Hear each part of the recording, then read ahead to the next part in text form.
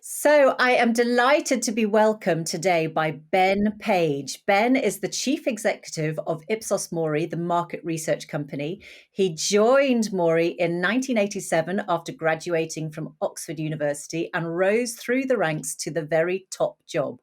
He's a frequent writer and speaker on trends, leadership, and performance management, and has directed thousands of surveys examining consumer trends and citizen behavior. So he's worked for big companies like Shell and IBM and with both Conservative and Labour ministers and senior policymakers across government, leading on work for Downing Street, the Cabinet Office, the Home Office, and the Department of Health. So he was named one of, in fact, number 3, I think, in GQ's I'm sure that can't be right. most connected men in 2015. And he was described as a connector and a spider, which made me chuckle. So welcome so much to the Fast Track to Fearless, Ben. Thank you. It's great to be here. Yeah. So this is all about career confidence and fearless leadership. And I often ask people, where did it all begin? Would you mind painting us a picture of you as a child or a teenager? All right. Did you know I that had you no would intention, no, none at all. I had no intention that I would be in this industry, and I would never have dreamt that I would be a CEO on a board of a company of 18,000 people globally. So I did history at university, and I went to a state school, so it was a bit odd arriving at Oxford in the 1980s after where I grew up and my school I went to. And after university, my father's an academic, but I didn't want to be an academic, but I also didn't want to go into the city, so I didn't know what to do.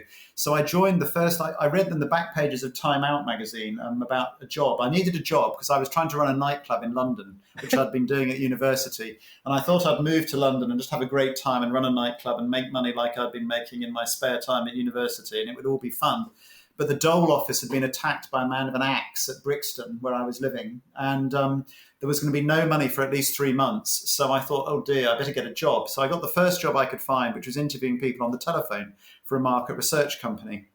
I bought that company in 2018, which was quite nice. But anyway, I did that for a while, and it was I still didn't know what to do. Applied for jobs in publishing, broadcasting, etc. Didn't get any of them. And so after about 6 months, I thought I'd better join a graduate training scheme. And I joined the Mori graduate training scheme, expecting to stay 2 or 3 years. I ended up obviously failing completely to ever leave. We did a management buyout in 2000. And then we sold the business in 2005 to a French company, which is why it's now Ipsos Mori. And so, but I certainly would never have contemplated becoming the chief executive or being on the global board. That was never, that would have been just extraordinary at the time. But I think it just shows if you stick around long enough, good things happen. But there's a lot of luck. And I think one thing we should remember is that, we all read these biographies of great inspirational leaders, and you can even interview people who get to the top of the pile. But of course, we all have selection bias. We don't write the books about the people who did exactly the same sorts of things as Bill Gates or Richard Branson and failed to become successful. And I think there is a big selection bias, and there's a lot of luck involved. I could have left at various points, and I wouldn't probably be in charge of a large company as I am now. Yeah, but I don't think it's just luck that gets you to be CEO of a big company. No, I mean, you do need to be able to apply yourself, and you need to understand people. Yeah. And also what you were saying before is that, you mentioned sort of coming to London, starting a nightclub, and that you'd made lots of money at university. So I'm getting that you were always enterprising. Yes, I mean, I used to do magic shows as a kid to raise money, to make money. I was on the stage doing magic shows and things like that. So yes, I've always been enterprising. And but I think the other thing I'd say is I think my career took off, and I was doing okay in my 20s, but it was when I was around 29, and I'd got married, and my wife was pregnant, and I needed more money, and I realised I needed to take the job seriously, and I think I wasted at least 5 years by not taking it as seriously as you need to. And I think I don't know anybody who's got to the top of their profession by not taking it seriously. And when I say seriously, I mean being totally committed. I still employ some people who are still a bit equivocal about whether they like working for Ipsos Mori, despite having worked here for 20 years. I mean, make your minds up, guys. And so it was only when I was 30 and I decided to be absolutely brilliant at my job that I was then in the management buyout team, was given stock, bought, allowed to invest in stock, etc. But you had to make that mental decision. And I think a lot of people are sort of equivocal about things, and that's my one, my own learning is don't, you've got to go for it. And if you're equivocal, it's not going to work. So you just and it's not about believing you're going to be the best in the world, but it's being the best you can be, and that makes a big difference, I think. And is that does that mean you just you were just decisive then? I mean, what was that sort of pivoting I think it's point? about, so when you're writing a report, you're not going to, you're doing a presentation, whatever piece of work you're doing, you're making it the best you can make it be, within the time and resources available to you, because obviously if you have infinite resources, anything's possible. But it's just that constant effort to do the extra things. And I think a lot of our jobs are, you've got your core job, but you've then got all the extracurricular activities you can get engaged in at work. And some people choose to, and some people don't. But, do the extracurricular activities that will help you in your career. I mean, I was trained to network and to create friendships, alliances, meet people. And a lot of people in my profession like doing research, but they don't actually like meeting anybody, which is a bit odd. But market researchers can be a bit interested in data and detail. And that made I was more distinctive, I guess. I'm somebody who likes, I have a natural aptitude for doing speeches and engaging with audiences. As an ex-girlfriend says, Ben, you are very amusing and charismatic, but you have chosen a field in which there are very few amusing or charismatic people. But that's part in my own particular world. That's an advantage. So finding out what you're going to be really good at. So mine is that I'm quite a good communicator about what I do, which is data research, etc. Yeah. And I can sell ideas clearly to people. And it was when I realised that and focused on that, rather than trying to be a good administrator, which I'm bloody useless at, that my career took off. So, but that was about being non-equivocal about that. Yeah, and also I think you mentioned that you were a magician as a child, so there was clearly that sort of performance, a love of performing in your DNA as well. And but I'm so curious about being trained to network, and clearly it has worked very well. If you're deemed by GQ to be one of the most connected men in the country. I mean, how do you? Because that's something that a lot of people struggle with is networking, fear of not knowing what to say, fear of making an idiot of themselves. What is your approach? How did you get trained to network, and what does that actually mean? Well, I think it just means meeting people. And so, once I'm reasonably, prominent in my own field as the CEO of one of the largest agencies, I can just ring up people and say, let's go and meet, or, blah. But you will meet people, it's meeting people, but also meeting them informally. So not just about the thing that you're meeting them about, but about things in general, being interested and being curious. And so Sir Robert Worcester, who founded the company, was, we worked out that we got about 20% of our work just walked through the door because we were better connected. But that means going for breakfast, lunch and dinner. It means long days. It means, I went for breakfast. I went into town and had breakfast despite we're sort of in semi-lockdown. I think the official advice is still not to go. I did that this morning. It added a bit of time to my day. But it's interesting to meet people, and you're discussing work. Something may come of it, something may not. Yeah. There's no, But if you're just interested in people, you've got something interesting. Fortunately, I have something interesting, which is usually data or insight about something. But everybody's specialist in something, and build those loose ties, which I think are one of the features of successful careers. And so, we've got situations where people in government, just because they know us and know how to access us, will ring us rather than Fred blogs or something. And but it just has to become natural. You like meeting people. You've got something interesting to say. I spend a lot of time giving speeches, some of which I earn money for, but a lot of the time I don't. But it's raising your profile, writing articles. Again, there's a lot of trade press who need copy. They need content. We've all got something interesting to say, but if you don't volunteer and don't go out and meet people, or nothing will happen. So you just have to make it part of what you do. But it does add time. A lot of people some people who work for me say, "Oh, Ben, I can't go for lunch every day, and I'll get fat," or something. I'm just like, Yeah. You know, we I think that's so true, Ben. And actually, the reason that you've agreed to come on this is that I saw you on a panel when I was at the BBC on a leadership panel, and you said something very interesting about employee engagement. And at the time, I was sort of chair of Team Worldwide, which was the employee engagement thing.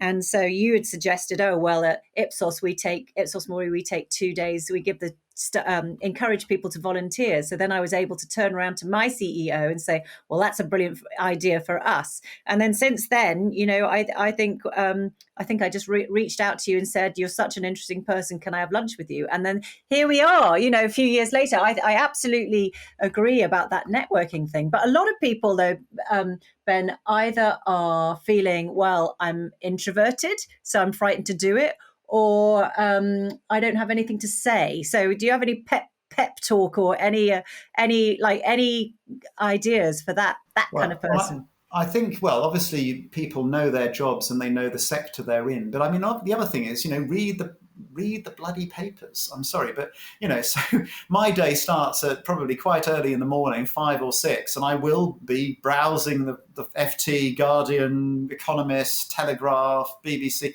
My job is about understanding what's the state of the nation, the zeitgeist, etc. So I'll just read stuff. I mean, I'm interested. So be interested. Again, it's a great privilege to do this job because, of course, we work with virtually the whole of government, lots of different sectors. Our biggest client's Google, and so everything that's going on is sort of relevant. But even in a narrower field, be an expert, be interested in what you do. Yeah. And you'll have something interesting. Everything. To be honest, every industry is interesting. Ultimately, they all touch us in different ways. So, get involved, and then you've got something to talk about. Yes, and then what about?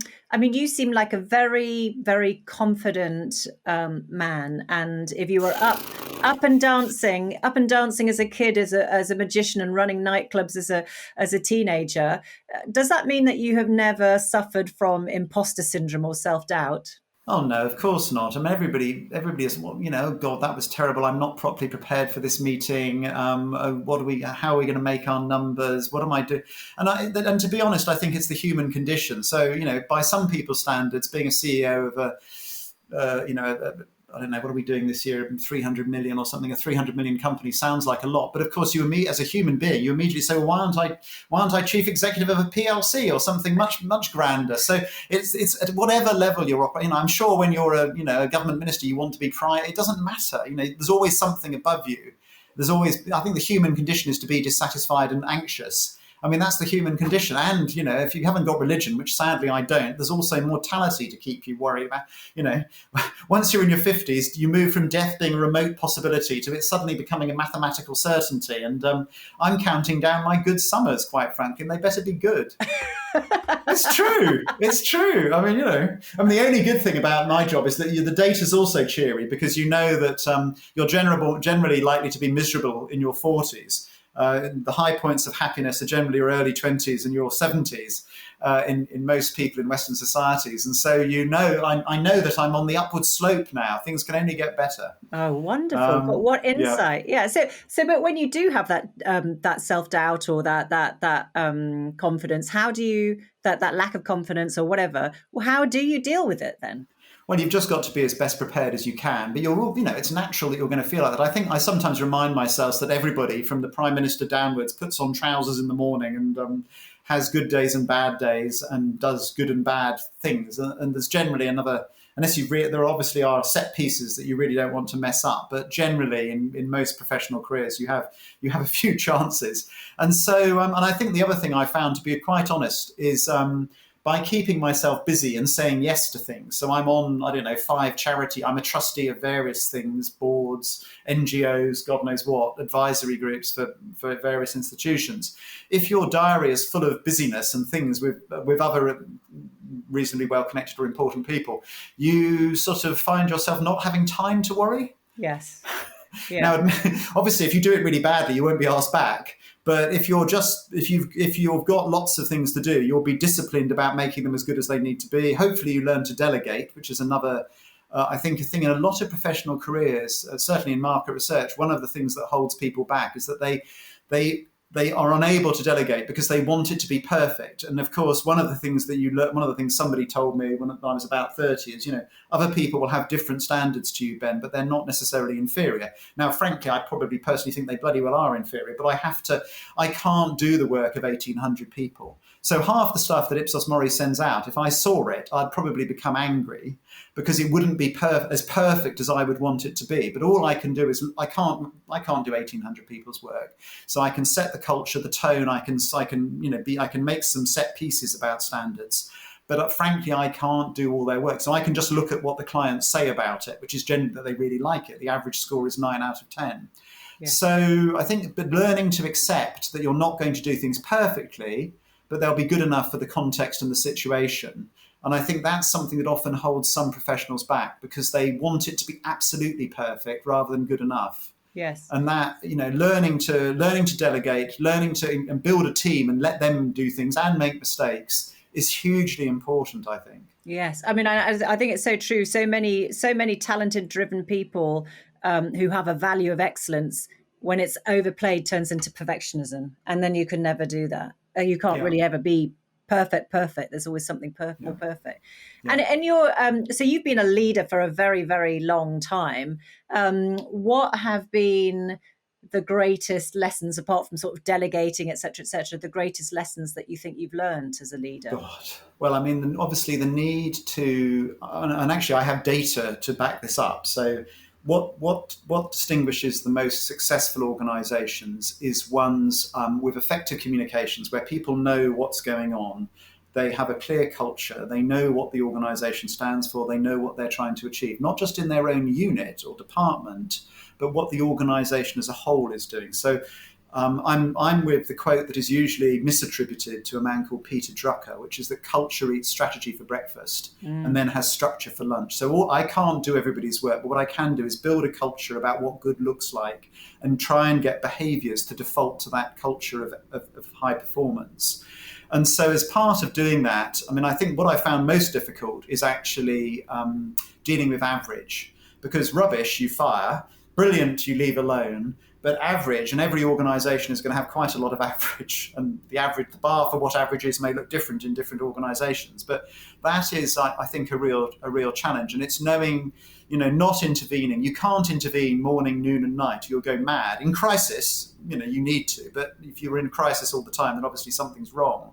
And so it's building that culture, letting people make mistakes, giving them clear autonomy and authority, giving them the opportunity to innovate, but building that sort of structure. And I think having the confidence to do that over time and not be jumping around every time something doesn't work that month is something that you learn with experience. So when COVID hit, it was much calmer for us than, say, 2009, because I'd been CEO in the aftermath of the global financial crisis. The first thing I had to do was fire, a large percentage of the staff. And but I think, letting go. But you have to let go, and you have to build that framework that people are operating inside, where they know what good is like. And if you can do that, then in a sense, you're trying to make all the stuff people normally say. You're trying to make yourself redundant, actually. Because the culture is so strong that people know what good looks like. They know what to do. They don't need you there micromanaging them. And that came to me in the data, to be honest. I mean, so when I was young and I listened to the stump speeches about what we stood for, I was like, this is all abstract bullshit. But actually, increasingly, looking at the data, it's just so clear when you look at great performing organizations versus average or weak ones. The great ones, not only do people understand what are they doing in that team, but they buy into the bigger purpose of the organization. And as a CEO, I can't do the work of individual teams, but I can tell the story internally and externally about what we stand for and get people to, and you're trying to get people, of course, to do that marginal extra effort, I suppose. Yes. And how much does that, knowing what you stand for as a company and what your purpose is, how much does that translate into your own personal life, knowing what you stand for and what your purpose is? Well, I think you want to, we believe in that what we do is important, providing information for decision makers, whether they're private companies like Google or the UK government, and you want to do that to a high standard. We're part of democracy, which means people understanding what other citizens are thinking. I think that's, that's part of, without that, just journalists and pundits can make it up. But so it is, yeah, there is a backbone about quality and integrity in what we do, and trying to get people to realize that, and realize that, yeah, we make a difference to things. Yeah. We can move markets sometimes. We're not trying to, but it will sometimes happen. So that's important stuff, and that's something worth spending your life doing. Yeah. Rather than it being just a job. And the chief executives that I've interviewed who've told me, you know what, Ben, at the end of the day, it's just a job. They haven't tended to stay and end up in the job for very long. Yes. Yeah, absolutely. And what was I going to say? Yeah. So in terms of sort of like the hardest lesson learned for you, what might that have been? Well, some of them are, I think, some of them are fairly mundane, but I mean, giving people the benefit of the doubt. So every time I've extended somebody's probation because I feel I want to give them a chance, it's going to work out. Every single time I've ended up regretting it. So I think it's reaching that one of the tough things is realizing that this person is never going to do it. And it depends on their role and where they are, whether you're then going to ultimately exit them. And and there are different approaches to that. And we're not a company with a hire and fire culture. We're not a company with the famous GEC, General Electric, fire the bottom 5% of performers every year or anything like that. Or I think Amazon does that as well. Or even, each manager has to fire their bottom performer. And some people end up hiring people so they can fire the bottom performer, which is just mad. I mean, it's mad. But I think it's that reaching that decision about this person just isn't going to make it. And you don't do that lightly. And there's always difficulties and consequences, particularly if they're senior. But that's the thing that you have to do. And if you tolerate mediocrity and allow mediocrity to hire more mediocrity, then you will end up having big problems. Yeah. And what about those difficult conversations then? Because I think a lot of managers, the reason things do sort of get worse is because people won't have the difficult conversation. Yeah, and I think it's really, and we suffer from this as well. I'm not pretending we're perfect by any stretch of the imagination. Sometimes we want to exit somebody and they're scored on 1 to 5.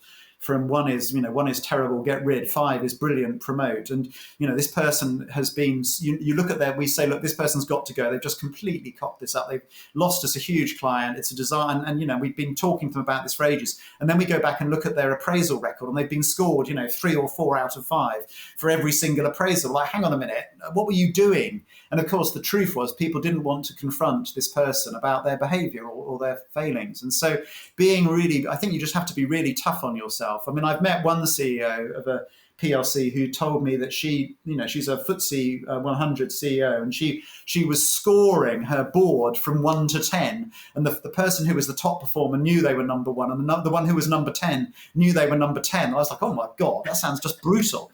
But I'm afraid, sorry, you're the worst one out of 10. You're the bottom performer yet again.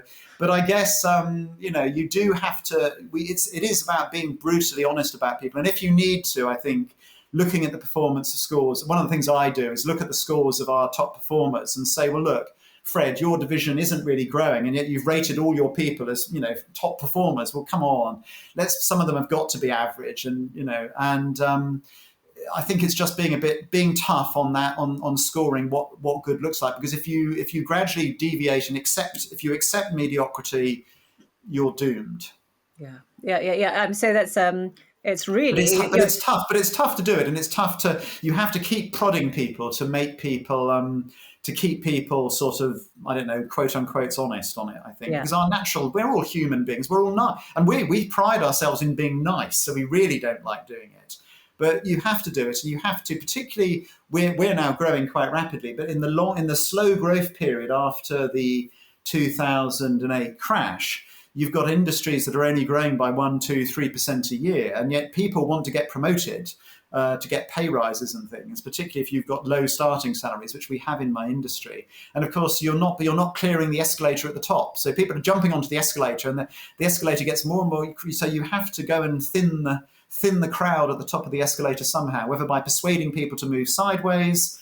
Into out of a line management role, into a technical role, And we've got to get better at that as a country, actually, because one of my other hats on is the Centre for Aging Better. And, employment, and I'm speaking to you as a 56-year-old, so I'm talking about my generation. Employment falls off a cliff after 55 because older people they tend to earn more than younger people, and they aren't willing to go part-time or do something different, or etc. And so they wait, and then in the end they get shot. Yeah. We should be really working with people, but they've got loads of useful experience. But of course, we are having difficulty compromising. There's a huge underemployment in the over 55s in this country. And you said you were 56. Obviously, you're the CEO of Ipsos Mori. But what would you do if you suddenly weren't? If I get shot, well, I think I would use my network, because I've got far too many meetings to go to. So that's great, because I've got all the boards I'm on already, my non-executive stuff, which is always useful and interesting, if only to keep the brain ticking over. It doesn't pay particularly well. My speeches, so I do a lot of speeches. I can do that, and maybe somebody else will want me to run something. Yeah. So who knows? I'm sure. And I think you bring up a good point like that. I guess the millennials, well, you'll know better than me, are used to this sort of portfolio and side hustles and different streams of revenue. And then the Gen X in the middle aren't. When I grew up, it was very much about having one career and getting your house and all that kind of thing. But now we're at the other end. It seems to be that even the 50 plus is a perfect time for a portfolio career and lots of different side hustles and revenue streams. It is, and although we should be careful about what we say about millennials and Gen Zs, where we've got reports on our websites on the Gen Zs, more mild than wild, and the millennials, it's called Millennial Myths. They're free to air. Because what we found was actually that this idea of the portfolio career, basically people in their 20s have always tended to change jobs. And that's not a new feature. And it's actually, as Torsten Bell at the Resolution Foundation has shown, it's generally good for people in their 20s to change jobs. I undoubtedly would have earned more if I left Ipsos Mori in my 20s, at least at that point. Obviously, Ipsos Mori people, if you're listening, just delete that bit of what I've just told you, but statistically it's true, so we have to go with the statistics. But actually, overall job tenure isn't falling anywhere near as fast as people and sort of Silicon Valley type people would have you believe. And most people want a career with a single employer. They want opportunities for development. They don't want to have hustles and side jobs. They want a steady, secure job. The fact that there's a lot of insecure employment means that some people aren't getting that. But the difference in aspirations between my generation, I'm sort of on the cusp between Gen X and Boomer, being born in 1965. There's less difference between the generation's aspirations for job security, a decent pension, training development, career development, than you might think, actually. Mm-hmm. And so, it's about giving people that security. And I'm very pleased that a lot of people stay at Ipsos Mori for a long time, because then that they've got huge amounts of experience that makes them more valuable. If you change jobs every 3 weeks, it's hard to really understand a business. And you yourself said that when you started at Ipsos Mori, you certainly didn't think you were going to be there this long. So what has kept you there? Well, it was partly so I could fire everybody who made me miserable as a trainee. And I'm sort of stubborn, and I did resign at one point, and they trebled my salary. So that was I was sure that they would, I was going to be leaving, and then they said, Ben, you're not worried about money, are you? Why didn't you mention it before? I said, bloody did mention it before. And then after, of course, we'd done the management buyout, then I was bound in with covenants, and then now we have free shares, which if you leave, you lose. So they've got you, they bind, there are ways of binding people in. Yeah. But I found it, it's changed. I mean, the company's changed. There were 40 people when I joined. There are 1,800 now. The diversity of what we do is changing. And it's just a wonderful, it's a great privilege, both to be in charge of a really bright lot of exciting people doing amazing, just unbelievable things. We're the official provider of internet traffic measurement in the UK. Right. We are filming virtual reality with the Royal Shakespeare Company, a play in virtual reality, and comparing audiences' reactions to how they react at the Globe. We're testing tens of thousands of people weekly for COVID and flying the samples to a foreign laboratory. I mean, the range of things that we do is just so diverse. And so that's my excuse for not having left. But yeah. I have also got involved in a lot of things sort of allied to work that keep me connected if I'm not just sitting in an office all day. No, it sounds like it's been a wonderful universe in which you can thrive, and it's not like going to the same job for 20 years. It's like you've grown with it, and it's grown exponentially. Yeah.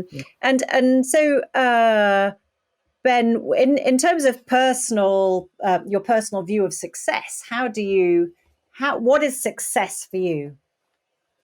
Well, I suppose that it is something about, I wouldn't want to pretend to be an egomaniac, but getting recognition, doing a good job, recognition, but actually getting people from the company saying thank you for your leadership. And obviously, because during COVID, there was a sort of rally around the flag effect with political leaders in countries, but there was also a business rally around the flag effect where people want, because at times of crisis, people want leadership, whether it's from a CEO or from a prime minister. And so, some of that. But no, I think it's a mixture. I mean, you want to have enough money to be comfortable and to be able to buy nice things and go on holiday. So when I was earning, I don't know, $7,000 a year when I started, I certainly had no nice things and no nice holidays. So it's nice but at a certain point, as all the literature and analysis on well-being and happiness shows, actually money wears off. And it's more about, feeling in control of your life and being able to do things that you find interesting and work with interesting people. And so, yes, I'd probably do the job again. If my boss is listening, don't forget this bit. But if I earn something less, I'd probably still do the job, because I'm not fundamentally motivated by money, or I'd be working in the city, or I would have left to start a business, because generally, if you own your own business as opposed to working for a PLC, you're obviously going to earn more money. Yeah. So it's a mixture of things. I just want to pick up, Ben, on something you said before, is that you did resign at one point, and they said they tripled your salary. So can you talk a little bit about that, about having the Well, I was fed up. Yeah. I was fed up, and what had happened was that I first of all realised I needed to earn more money because I had a huge mortgage and I'd had my son. And so first of all, I sort of said I'd like to earn a bit more money, and I wasn't particularly listened to at the time.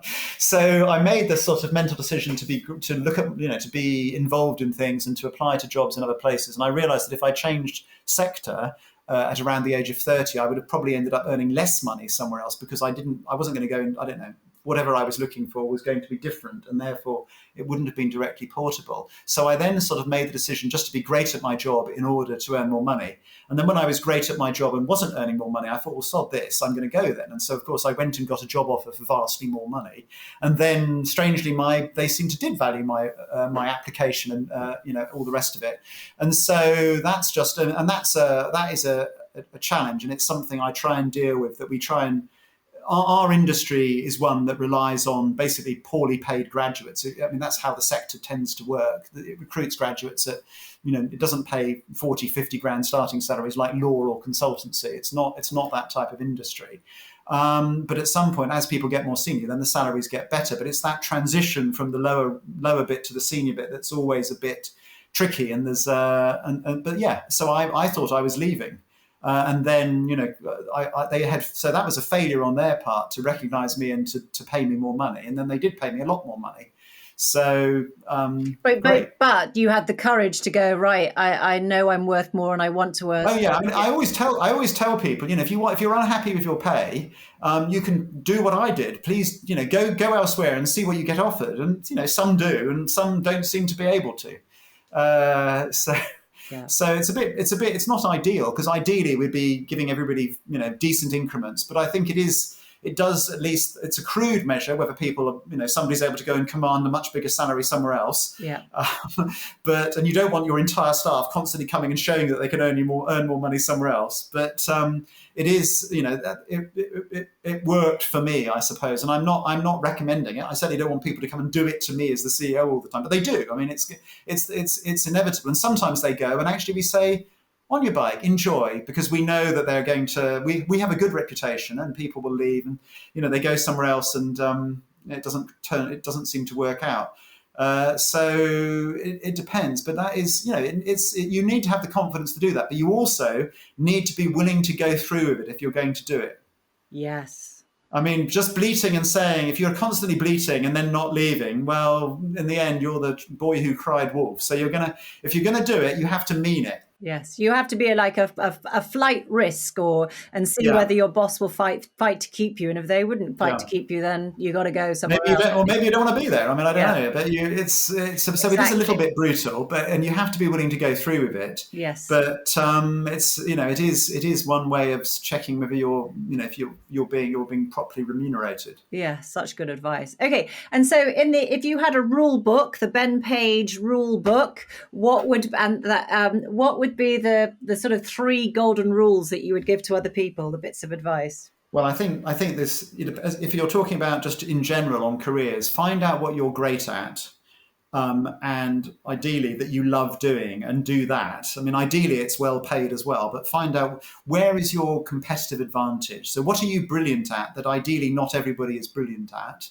Or maybe you're just going to be so find something that you're going to be brilliant at, and then do that. And I think it was only when I decided that client relationships, presentations, I don't know, being the outward face of the business was something that I was strong at compared to perhaps my peer group, that I got chosen to lead departments, teams, or whatever.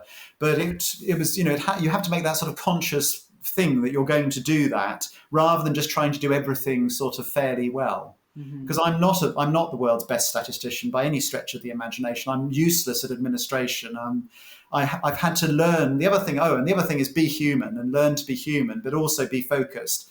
It took me, learning composure, and I'm still learning about learning composure, as you've probably worked out in this interview. But one of the things that a lot of managers and as you get more senior, get a bigger paintbrush. Because I think a lot of managers want to keep painting in this tiny little paintbrush for everybody, and once you're in a big job, your paintbrush has got to get bigger and bigger, because you can't do miniatures for everybody. You're going to have to just give them the big painting with the big brush strokes, Mm-hmm. and some composure. And I think particularly if you're, and this is one of the challenges, if you're passionate about things, your passion may make you a bit spiky and difficult. And mine certainly did. And some people will still think I'm spiky and difficult. But now I've certainly learned to not do that publicly anymore. So it used to be when I first started as CEO, I would do warts and all speeches to the troops, and the trainees all thought they were about to be made redundant next week. Now my coffee talks, oh, everything's great, it's all wonderful, and sort of back in my office like, oh my God, because I don't, they can't, that the junior people can't make it, on a day-to-day basis. They can do their jobs well, but they're not going to make a difference to whether we get an extra X million or X or not next month in sales. That's more senior people. So we, for different audiences, think about, the appropriate messages.